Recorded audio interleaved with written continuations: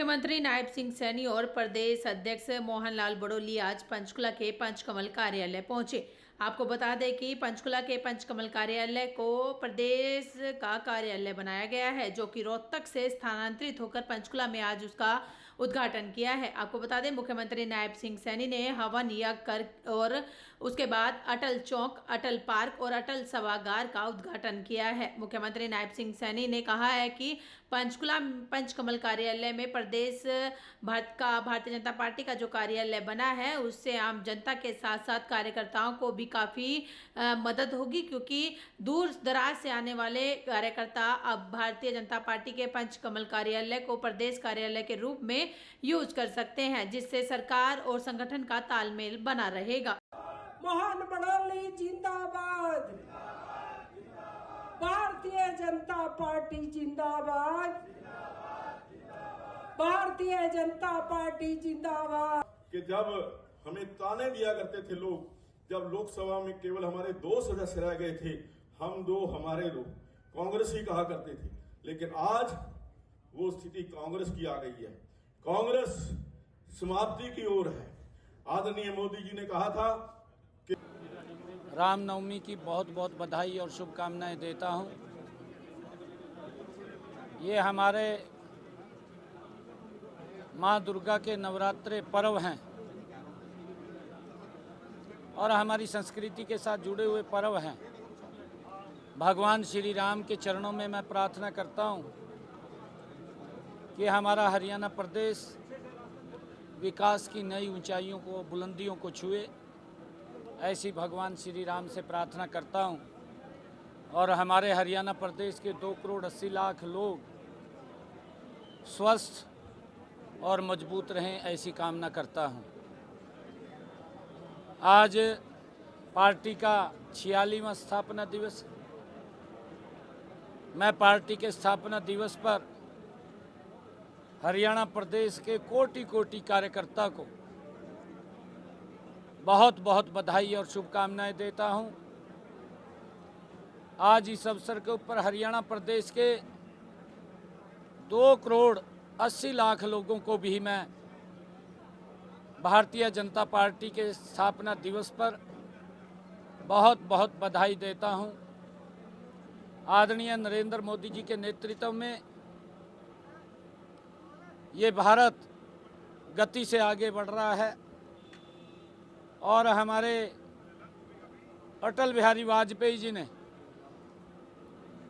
जब 6 अप्रैल 1980 को पार्टी की स्थापना हुई, अटल बिहारी वाजपेयी जी इसके प्रथम अध्यक्ष बने। जनसंघ के बाद जब भारतीय जनता पार्टी के रूप में पार्टी का गठन हुआ, अटल बिहारी वाजपेयी जी प्रथम अध्यक्ष बने और उन्होंने जो संघर्ष किया, कोटि कोटि कार्यकर्ताओं की जो तपस्या थी, आज उसका परिणाम है कि भारतीय जनता पार्टी एक वट के वृक्ष के रूप में देश के लोगों को छांव देने का काम कर रही है। ये अटल बिहारी वाजपेयी जी ने जब एनडीए का भी गठन किया, अपने सभी एनडीए के सहयोगियों को साथ लेकर के भारतीय जनता पार्टी देश को नई बुलंदियों के ऊपर ले जाने का काम कर रही है, आदरणीय नरेंद्र मोदी जी के नेतृत्व में। आज पंचकुला में पार्टी के स्थापना दिवस के अवसर पर हमने यहाँ पर जो हमारा अटल मार्ग है, अटल मार्ग और उसके साथ ही अटल पार्क, जिसमें अटल बिहारी वाजपेयी जी की स्मृतियों को जो यहाँ पर देखने के लिए आएंगे, उनको उनके जीवन के बारे में, उन्होंने जो जो संघर्ष किए हैं, वो यहाँ पर देखने को और उसको जानने को मौका मिलेगा। अटल जी की बड़ी प्रतिमा यहाँ पर लगेगी, उसका शिलान्यास हुआ है। अटल पार्क और प्रतिमा और भारतीय जनता पार्टी कार्यालय पंचकमल के बीच में अटल चौक, उसका भी शिलान्यास हुआ है। आज मुझे गर्व है कि आज अटल सभागार का भी उद्घाटन हुआ है। मैं इन सब की पार्टी के तमाम कार्यकर्ताओं को बहुत बहुत बधाई देता हूं, शुभकामनाएं देता हूं। पार्टी के स्टाफ ने भी उसके अगले सप्ताह में ही जो वो देश के प्रधानमंत्री आ रहे हैं सर, हरियाणा को 2 बड़ी सौगात देने के लिए यमुनानगर और हिसार एयरपोर्ट पर पहुंच रहे हैं सर। लेकिन इस बीच सर विपक्ष के सांसद जयप्रकाश ने ये बात कही थी कि हिसार एयरपोर्ट से कोई फ्लाइट नहीं उड़ेगी, लेकिन अब अयोध्या की फ्लाइट, पहली फ्लाइट जो वो उसका हरी झंडी दिखाएंगे पीएम साहब आ रहे हैं सर। क्या कहेंगे विपक्ष ने जो कहा था उस पर, और ये पीएम का जो कार्यक्रम कल हिसार में भी प्रेस के बंधुओं ने इस बात को पूछा था। मैंने जयप्रकाश जी को आमंत्रित किया है। वो आवेश में आ जाते हैं, क्योंकि आवेश में इसलिए आ जाते हैं, मोदी जी तो काम कर रहे हैं, देश को आगे बढ़ा रहे हैं, परंतु कांग्रेस में ऐसा नहीं प्रचलन था। उनको तो ऐसा लगता है भी ये भी झूठ बोल रहे, जैसे वे झूठ बोलता थे। मैंने जयप्रकाश जी को आमंत्रित किया है कि वो मंच पर आएं और फ्लाइट भी देखें, फ्लाइट में वो भगवान श्री राम के दर्शन करने भी जाएं। हम उनको आमंत्रित करते हैं, क्योंकि वहाँ के सांसद हैं, उनका दायित्व भी बनता है, उनको आना चाहिए, वो आएँ। निमंत्रण तो सरकार की तरफ से जाता ही है सभी के पास, चाहे पक्ष का है चाहे विपक्ष का है। ये हमारे यहाँ तो इस प्रकार की प्रथा नहीं है। हमारे यहाँ तो जो सांसद है उसको बुलाते हैं और निमंत्रण शायद जरूर जाएगा, उनको आना चाहिए। मुख्यमंत्री जी, रोहतक कार्यालय भी शिफ्ट हुआ है, अब किस तरीके से पार्टी का संचालन यहाँ से होगा, क्या वजह है इसके? नहीं, देखिए, क्योंकि सरकार और लोगों के काम चंडीगढ़ से होते हैं, पार्टी के कार्यकर्ता भी इस कार्यालय का आकर के बहुत उपयोग करते हुए कामों को अपने गति दे सकते हैं। इससे बड़ा लाभ कार्यकर्ताओं को और प्रदेश के लोगों को होगा, क्योंकि वहाँ भी कार्यालय है, ऐसा नहीं है, यहाँ से भी चलेगा और वहाँ पर भी पार्टी के विभिन्न कार्यक्रम होते रहते हैं, वो वहाँ पर भी रहेंगे। सर, प्रदेश के कई जिलों में जो सरकारी स्कूलों में बच्चों को किताबें मुहैया होती थी वो अभी नहीं पहुंची है, देरी हो रही है, सेशन जो है वो स्टार्ट हो चुका है, और क्या स्टेटस है, क्या रिपोर्ट? नहीं, देखिए, उसका टेंडर हो गया था, वो टेंडर से सारी प्रक्रिया आती है। टेंडर हो गया था, जल्दी ही वो बुक्स आ जाएंगी और बच्चों तक वो पहुंचेंगी।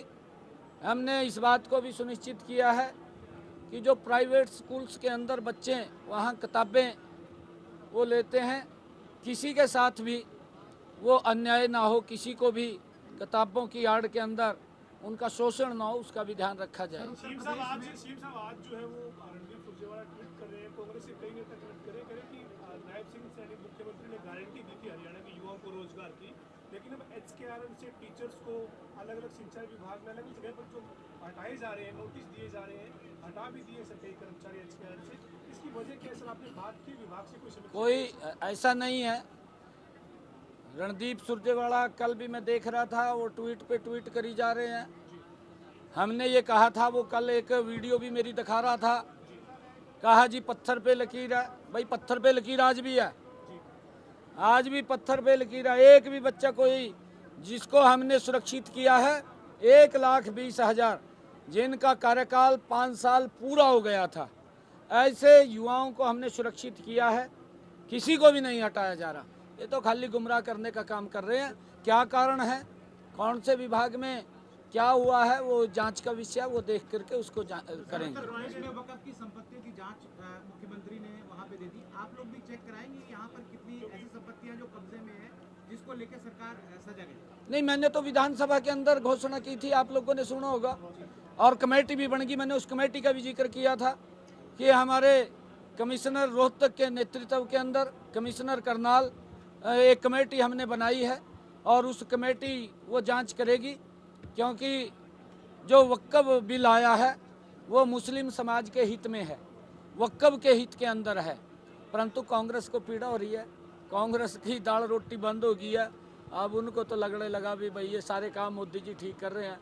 जो गलतियाँ कांग्रेस सरकार अपने वोट बैंक को सुरक्षित करने के लिए करती थी, मोदी जी उन सब गलतियों को कांग्रेस की सुधार रहे हैं।